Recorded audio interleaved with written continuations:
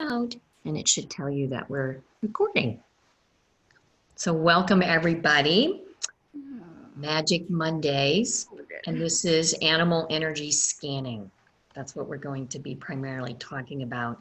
And for you who have not been on one of these Magic Mondays, basically what I do is do a little introduction, but mostly I'll do a screen share. There'll be a handout. And then when the class is done, there's Millie.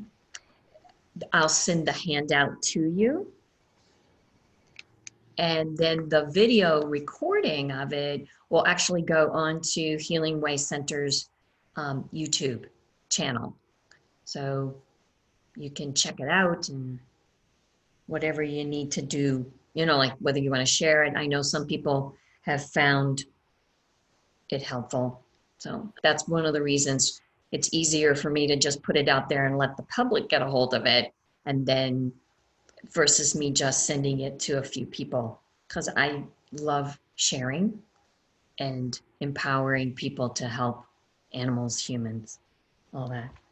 So, and then what I'll do is once I'm done with the actual handout, is I'll stop the screen share and then take questions. So you might want to, if you've got a piece of paper and a pencil, jot down your questions, jot down the outline, but it's just a one-page handout, and then you'll get it when we hang up from our call. So I'm going to here. All righty.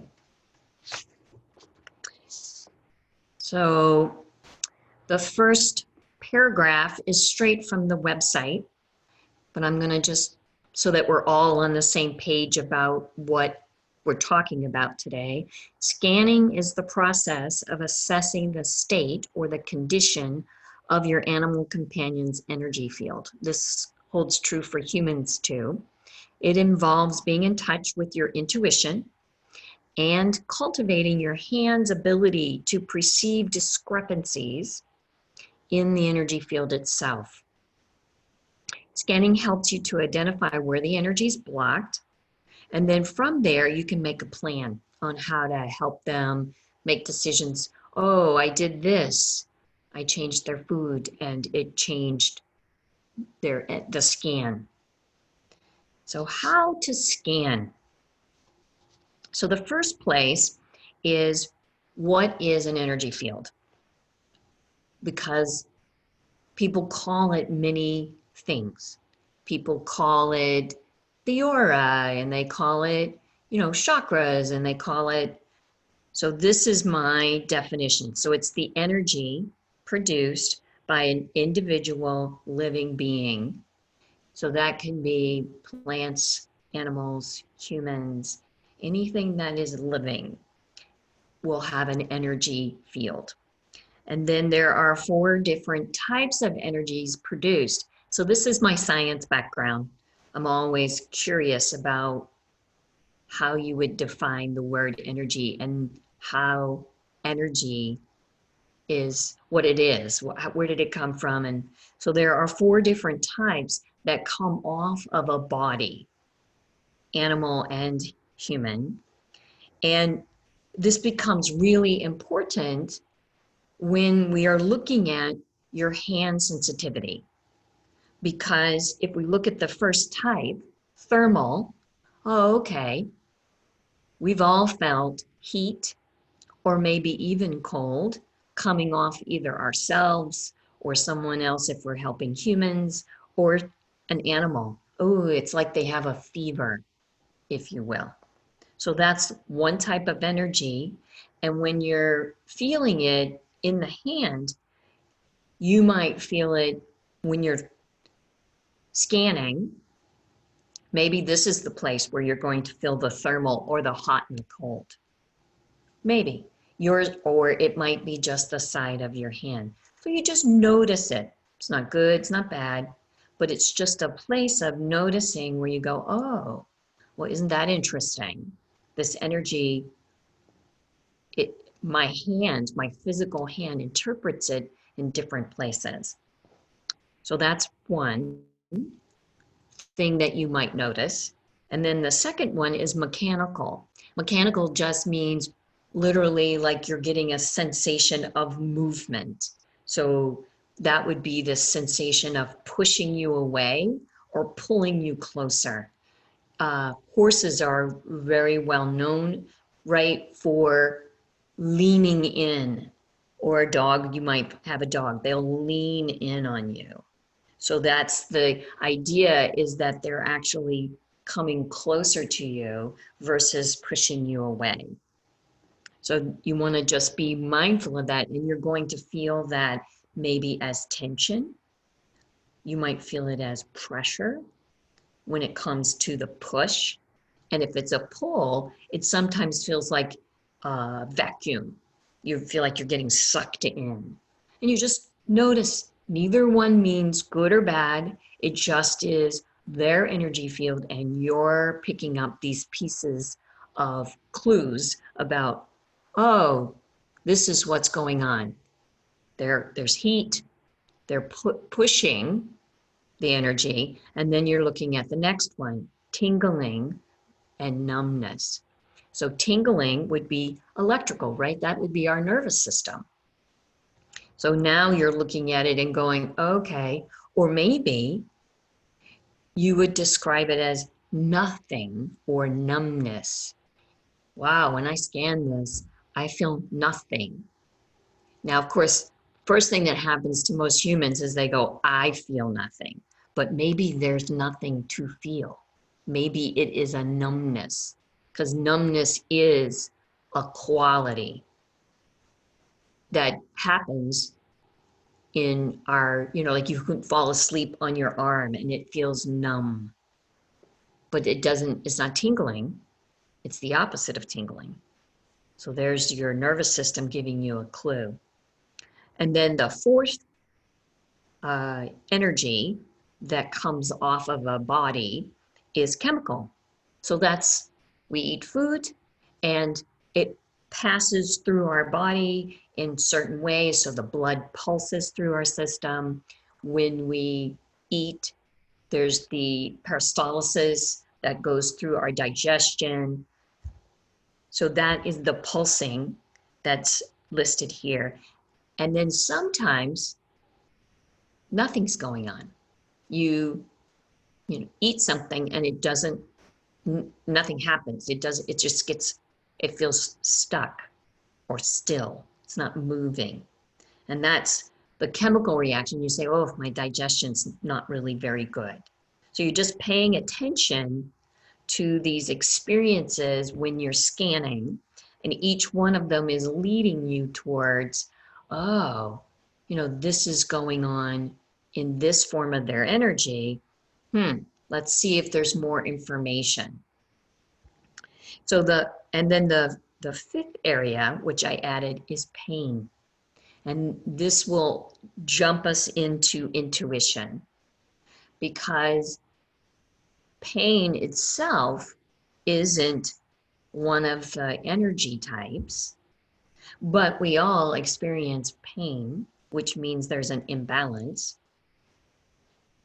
And if your intuition, and I've talked about intuition many times in the Magic Mondays since I started them, but if your intuition is clairsentient, clear feeling, the empaths, you might feel pain as it runs up your arm.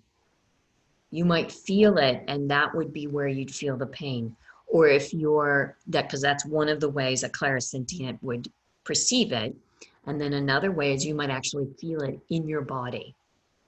You start working with the animal or the human, but the animal in this case, and for instance, I work with a cat who has stomatitis, which means the gums grow up over their teeth. It's actually more common than you think. But when I tune into her, I immediately, like, my jaw starts aching, throbbing.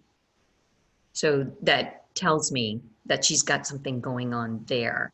And that's the pain that's going on with this stomatitis. So pain is really, can be a perception that you have when you're using your hand, but you can also be aware that you can use your intuition to either confirm or gather more data, which is what you're wanting to do. You're not judging any of this. You're just like, okay, it was hot, it was pushing, it felt numb, there was a pulsing, and I felt the pain. So there's something definitely going on. And then your intuition might tell you, oh, wait a minute. And then you're gathering this information to make a decision about how to help them, your animal companion. So these are the steps that I practice when I'm scanning. First, I make sure I have permission from the animal. And some people go, how do you get the permission from the animal? Well, if it's a domesticated animal, I will have their owner, their human companions. Please, Cindy, could you see my cat, dog, horse, bird?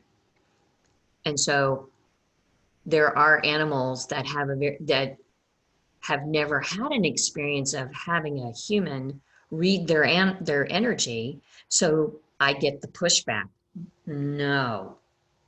I'm like, okay. So then I explain to the animal and say, well, Susie, your owner, asked me to help because she's concerned. And then I wait until I get that feeling of basically receptivity, like the energy opens up, things soften, and that gives me permission, not only from the owner, but also from the animal.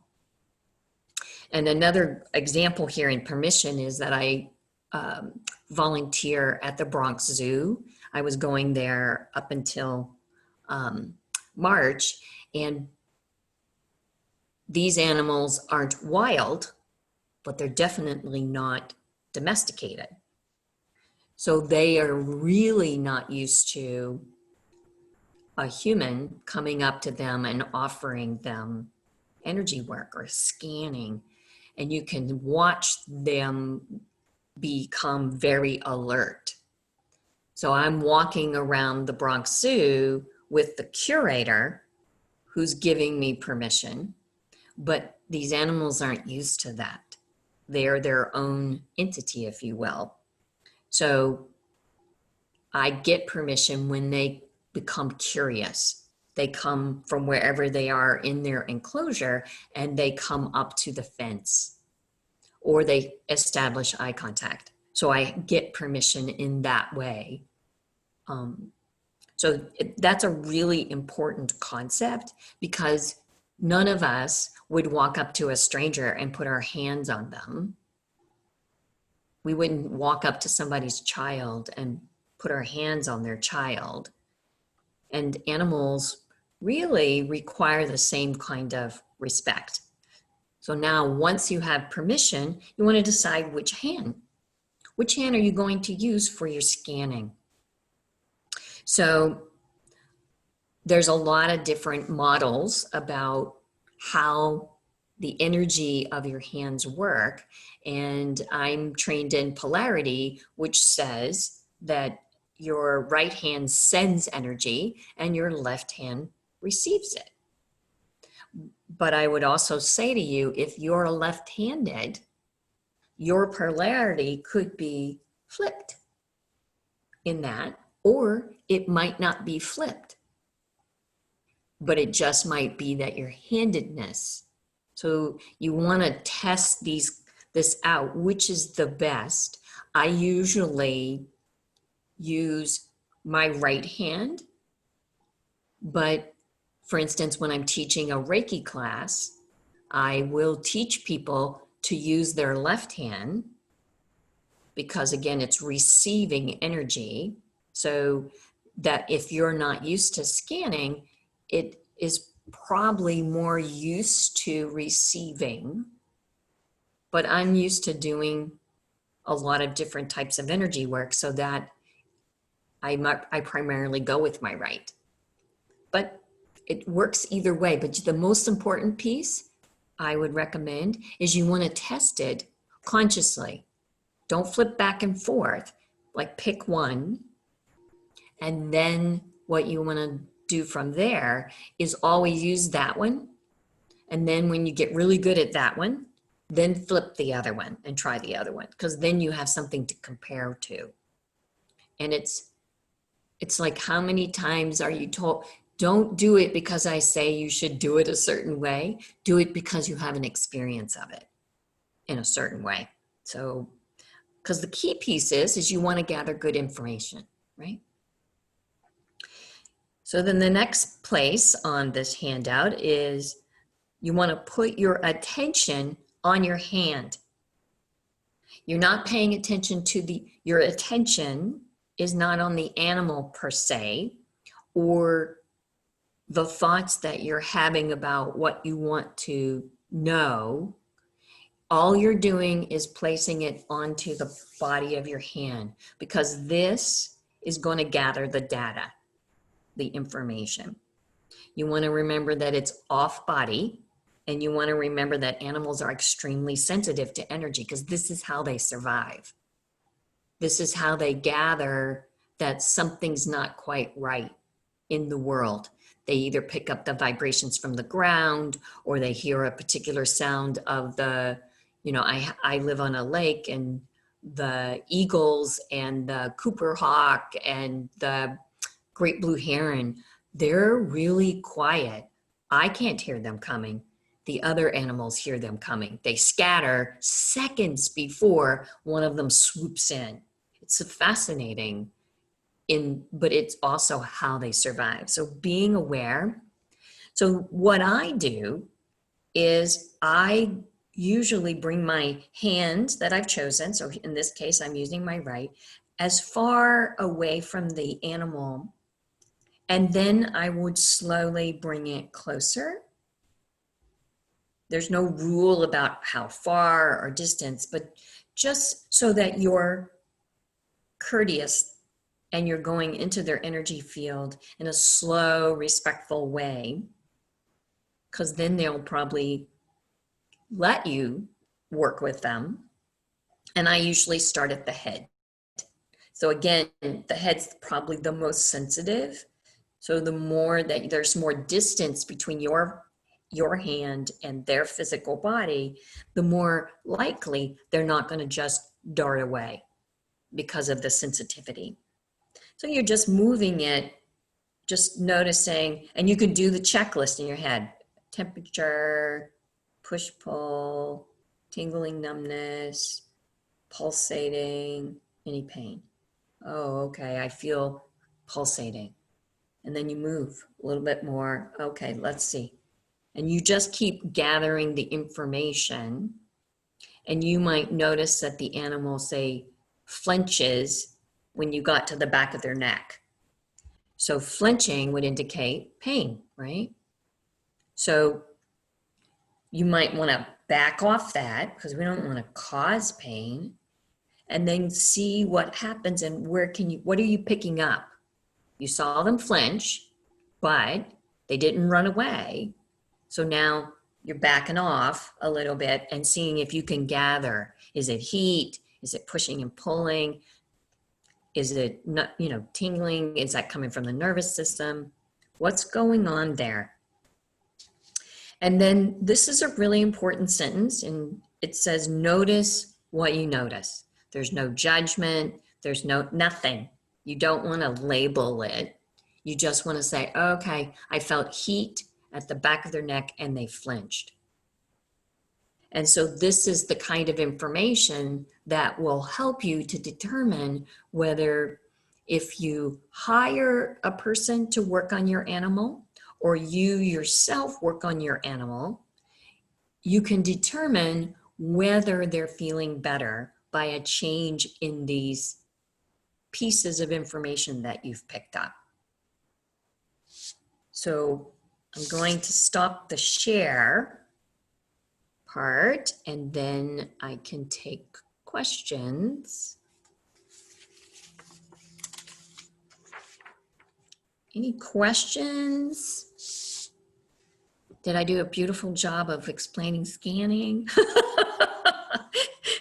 Everybody knows what they know. Boop, there they are. Hi, Boriana. Yes. You have to unmute yourself, love. There you go. How's now? Yes, ma'am. Yeah. When you ask an animal for permission, Mm-hmm.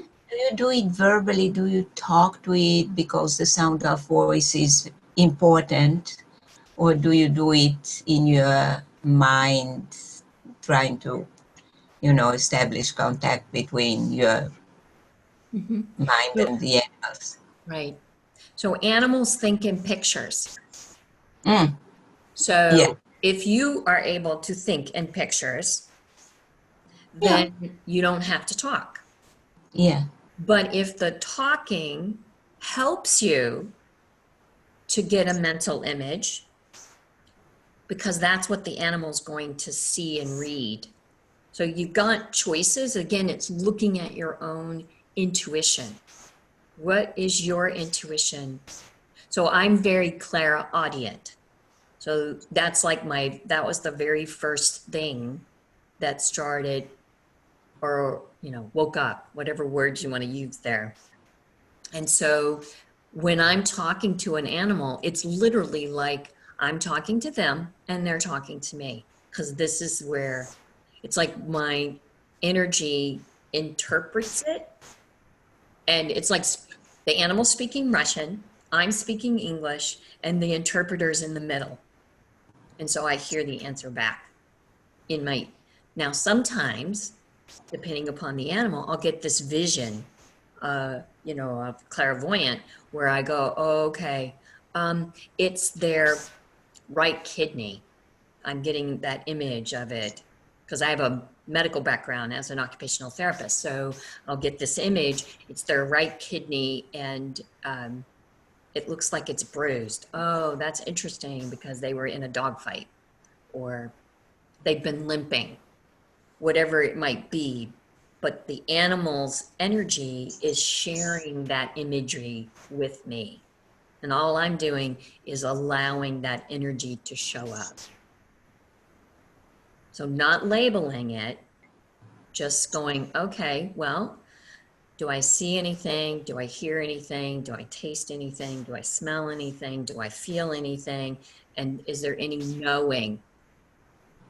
So many times when people will refer somebody, I don't have to have any information. The animal will tell me everything I need to know. And usually I get this kind of global overall feeling of, ooh, there's something very serious going on here. Or, oh, they feel like they've absorbed the emotional energy of the home.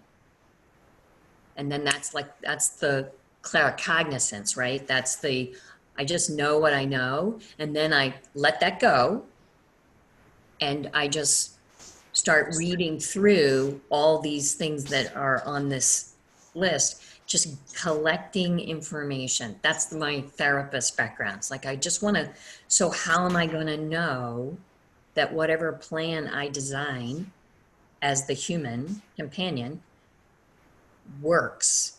How am I going to know? So that's the question that we all want to know, as we don't want our animals to suffer, right? That's the number one, I feel, responsibility as their human companion. We don't want them to suffer. We want to do the right thing, whatever that is. That was a great question, Boriana. Thank you. That was a great answer. Oh, good, good. I'm glad. Anybody else? Yes, ma'am. Teresa. Hi. Do you do the scanning also from a distance? Because I think your website mentioned distance Reiki. Yes. So I think I can't even remember, but I did a talk on how's distant sessions possible. So it might be in the YouTube, library. But the idea is that there are multiple ways to make an energetic connection. And part of my training, I have a shamanic background too, is clean. I go in and I back out. I don't turn around in an energetic relationship. I want it to be clean and very much all about the animal, things of that sort. Because when you turn around, energy can attach to the back. And I don't want to do that. I want it to be clean and clear. So there's a lot. I do holographic energy. I also talk about thought forms in that particular video. And of course, in Reiki, we have the distance symbol. And one of the ways that I've adapted that for me, I've kind of merged other trainings I have, is I feel like when you use that distance symbol, it takes you, I call it a hallway, but it's a bridge to the time-space continuum. And there is where I can connect with that animal. And there is where, because they're not into time and space, we're into time and space, right? Our little minds, here we go again, right? So once I've got my energetic connection, whether it's in a physical way or whether it's in a distance session, then I treat everything the same. It's like I start with the scanning, I start making notes on my little, my yellow pad, and they're just impressions or, oh, emotions, oh, fear, oh, stomach ache, oh, kidney back, just whatever the images are coming up, whatever, and then I'm scanning their energy. However, I've figured out my connection to them. All of the people that I actually work with, I have a picture that I use. But there are so many, you want to just make sure that you have this clean, energetic connection, because then you want to be able to release your energetic connection. And sometimes that is not always focused on, because the animal will feel it. It will eventually dissipate, but it's kind of nice. It's kind of like good hygiene. You go to the doctor, they wash their hands when they walk in the door, they wash their hands when they walk out, so it's just good hygiene. Does that help answer the question, Teresa? Good. That was a good question too. Love it. Anybody else? Yes, ma'am. Judy? So I've been hesitating to get it because I'm having trouble getting a good picture of my cat. Oh, uh-huh. So what kind of a picture do you need? It doesn't, Back shot. whatever you want to, whatever is the one where you say, here. It can be, like most recently, a person sent me a photo that was a couple of days old, and then one when the cat was much younger, and it's an older cat, a senior cat. So she's just wanting me to see the difference in the energy, and she's right. There was a distinct difference in the energy coming off of the two photos. So it doesn't have to be front, back, or No, because what am I going to do for me and for you guys who are going to treat your own? Because I have 5 cats of my own. They each have their day of the week where they get a treatment. They're like knocking on the door. It's like, hello, wait, it's Monday. It's not your turn. But the key piece is I'm just looking really at the energy.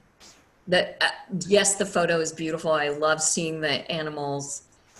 But the key piece is I want to see the energy that's coming off of that photo. And that gives me I usually get an initial, claircognizant, right? Impression. It's like, oh, okay. Well, I guess I don't see how you can get anything off a picture except, because I can't. So, I can't get anything off a picture. Yeah. Well, everybody gathers their intuition, the information of the world in different ways. Everybody does. We're all unique. Everybody is intuitive. Everybody is sensitive. When you recognize your own skill set, then the world becomes, all I can say, for more vital, more vivid, and you notice things that maybe other people don't. It's like being clairaudient. People will talk to me and I actually don't hear their words. I hear the message, the energy under it. Okay. And then my I dad always says that she trusts my judgment when I say something's wrong. She believes that something is wrong, even if she can't find something wrong. There you go. Well, and that's a knowing, right? That's a clear knowing. You know something's off. You don't know what it is, but you know something's off. That's claircognizance. You absolutely have a superpower. That's what it is. You just, then you've got, that's to me like what the scanning's about, and really being aware of your own intuition, that it allows you to take all this data and be able to form some kind of picture so you can really take care of your animal, whatever that is. So. All right. Thank you very much. I appreciate that. I will get a good picture. I'll try to get a good picture. Awesome. I look forward. That would be awesome. Yes, ma'am. Millie? Hi. So in the example that you were using where you got to the back of the neck and the cat or the animal, gave off some energy, Right. would you treat it at that moment, or would you continue the scan and get a more holistic picture? It depends upon what the owner has asked me to do. So the sessions that I offer are 15 minutes. So it's like, usually I'll get these long emails with lots of things that are going on, because usually there's some reason why somebody's reaching out. It's not a random, there's something going on. So all their concerns are listed, but then I've got to pick the priority one. And so if that created this experience, not only have I had an experience of the animal had an experience of it, then that's the one I pay attention to and I start there. But if I don't have any information, which is fine, then I would probably continue the scanning, see where the priority points out to me.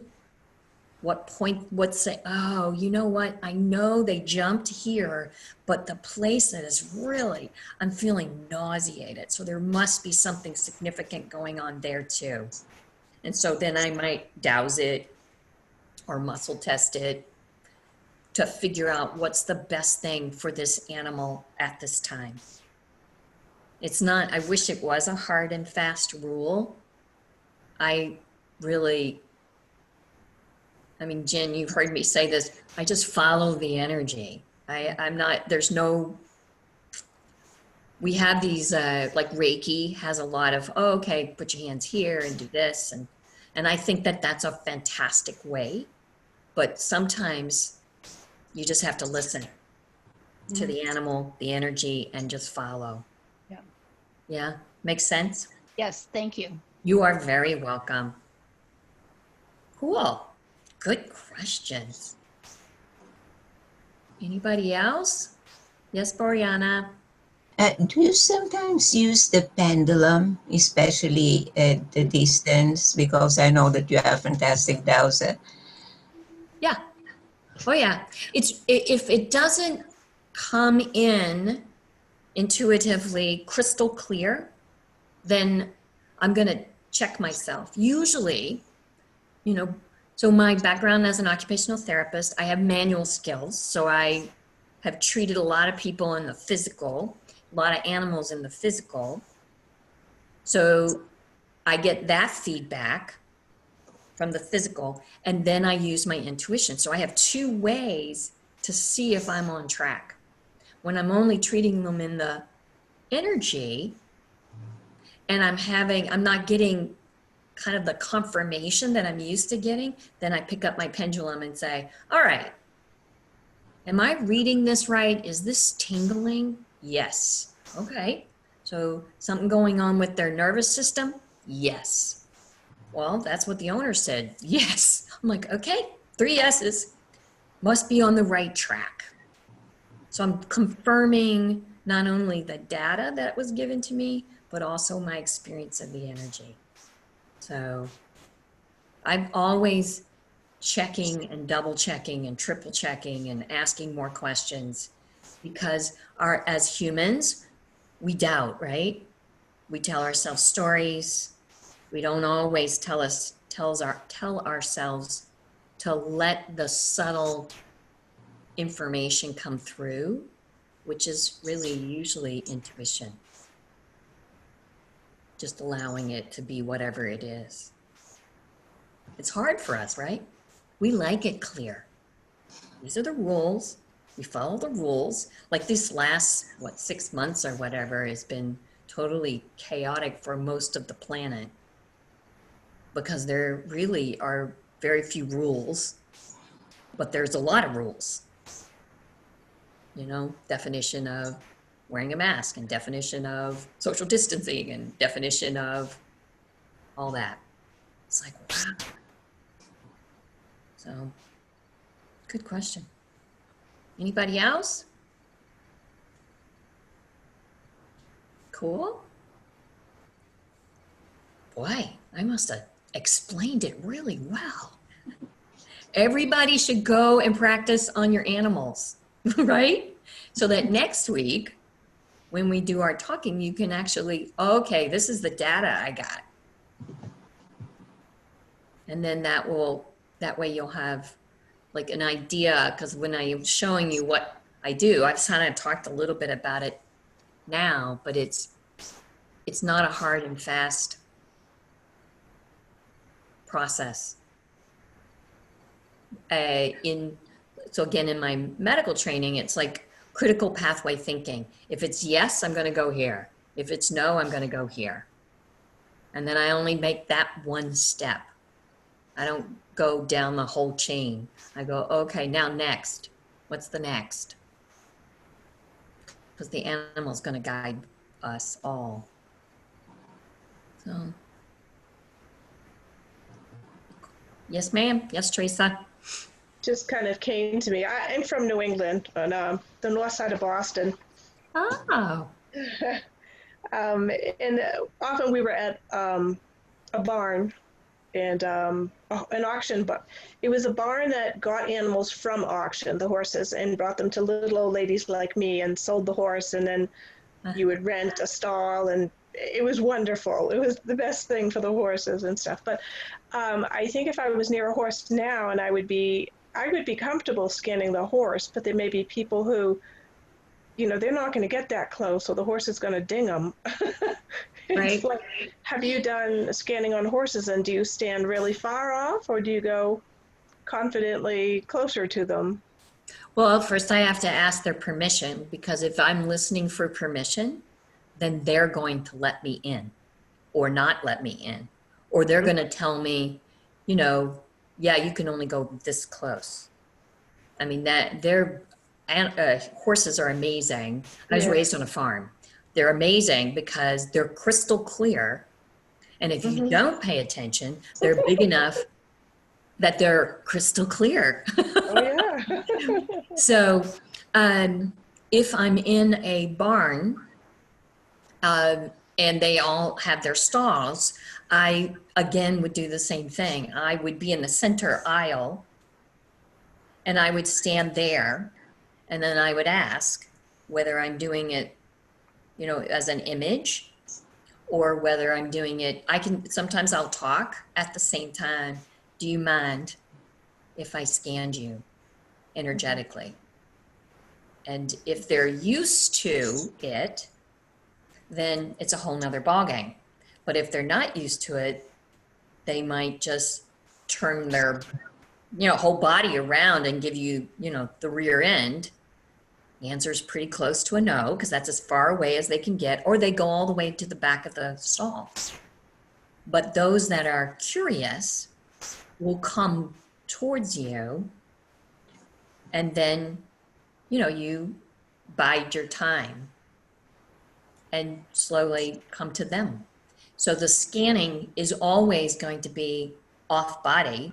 So whether you're 4 feet from them or 2 inches, you're still not going to touch them. So they're pretty clear. And the biggest teacher I had about that was horses. But when I was at the Bronx Zoo, they had me working with a kangaroo who wasn't feeling well. And it was really funny because I've never been in an enclosure with a kangaroo, and they immediately just said, "Here, go." And I walked right in, and the kangaroo's right there. I was like, "Oh, okay, this is wild." The keeper was with the kangaroo, but the thing that was the most interesting is I totally got a pushing, because the kangaroo didn't know me, all this stuff. So what ended up happening is I went to the as far away as I could get physically from the kangaroo so it could decide for me. And I didn't do anything, I just was there. And then as probably within minutes, the kangaroo started hopping towards me. And you could hear the other people in the zoo staff going, "I've never seen him do that. What's he doing?" So I got this image of me sitting down, and that's what I did. I sat down on the floor of his enclosure, leaned against the wall. He came all the way over and kissed me. Oh. Everybody was just like, "What?" And then he, let me scan him. And then I said to him, "Oh, it's his stomach.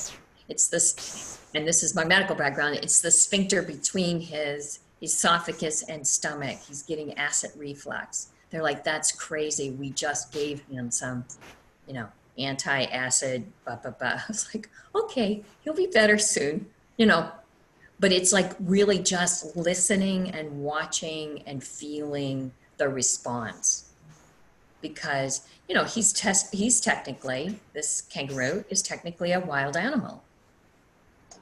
Horses sometimes can act like wild animals, if they don't want you in there near them. Dogs, cats, birds, you take them all. That was a great question too, Teresa, because you do have to wait and watch for the permission signs. They're usually pretty clear. Yeah. Sometimes when I'm with some animals, it hasn't been the quietest. Like when I'm, the minute I do gasho, and, the minute I walk from my bedroom into the living room, one of the dogs is like, "She's going to do Reiki. She's going to do Reiki." They know. And so I have a foster dog and my dog. And so sometimes they're fighting over who gets to be with me at that moment. And I know with horses, there's been situations where it's been just a little bit too close. And they were, believe it or not, both my horses, and the caretakers were like, "Oh no, we've gone by each other before." And I'm just like, "No, this isn't good." And, I end up with a hoof print on my butt. And it was the day I was going into surgery not the day, a few days before, I was getting a spine fusion. And the doctor's like, "Wow, that was pretty dangerous." And I was like, "Yeah."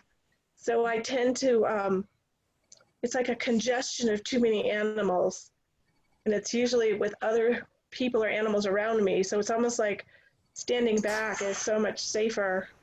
But somehow I get stuck sometimes in a melee of animals. It's like, oh Well, the beautiful thing about all animals is they give you feedback as to your own energy.